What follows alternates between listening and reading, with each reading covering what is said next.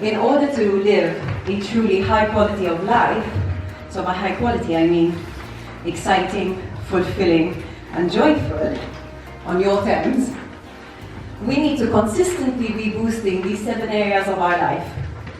So basically, your physical body, if you're rocking and rolling in this area, you feel energetic, you don't get sick often, you don't experience a lot of pain, and when you do, you bounce back quite quickly. If you're not doing too well, you experience the opposite. You get sick often, you have pain, you don't bounce back quickly, or maybe you're somewhere in the middle. Your emotions and meaning, when you're rocking and rolling here, you can turn shit into gold. You can go through a really bad situation. It's not that it doesn't affect you, you're not a robot. It affects you, you feel it, you can process your emotions, you can give them space, and you can tune in with what your emotions are telling you and respond from there. So you have a good understanding of emotions, you have a good relationship with yourself, and your emotions don't get bogged down. If you're not doing too well in this area, you experience your emotions, especially negative ones, quite repetitively. Emotions like anxiety or frustration, anger, and you don't really know what to do with them, and then you get pissed off at yourself that you always feel that way. Make sense?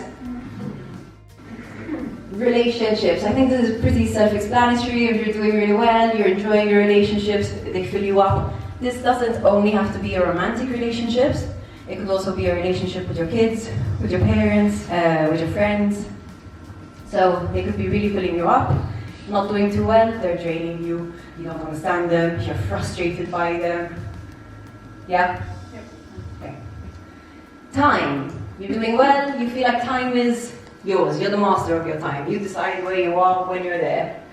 If you're not doing too well in this area, you feel like your time doesn't belong to you. It's like it belongs to someone else. It belongs to your boss, it belongs to your clients. You're always on the go, you're tired, there's never a moment for yourself. Work, career, or mission, and there are 3 words because depending on where you are on the scale, if you're closer to the 0 part, it's work, it's just a job. If you're somewhere in the middle, it's career. If you're closer to the 10, it's your mission. You wake up, you're excited about it, you're driven by it, it like completely lights you up.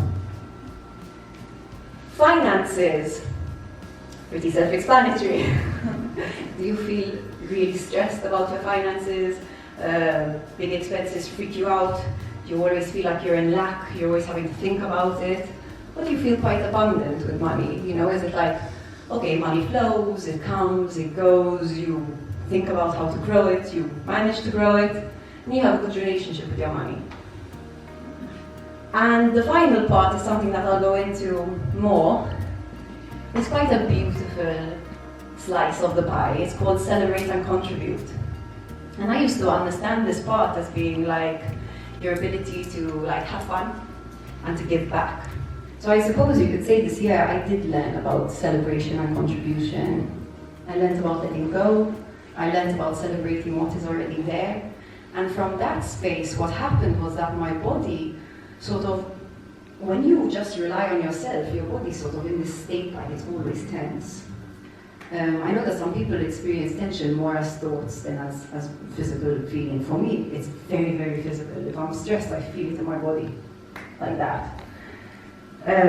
But what happened this year was that my body sort of relaxed more. And I started to lean on people more, which was nice. And in a way, maybe I've become a little bit needy. I'm a little bit like, it's nice. You know, it's nice.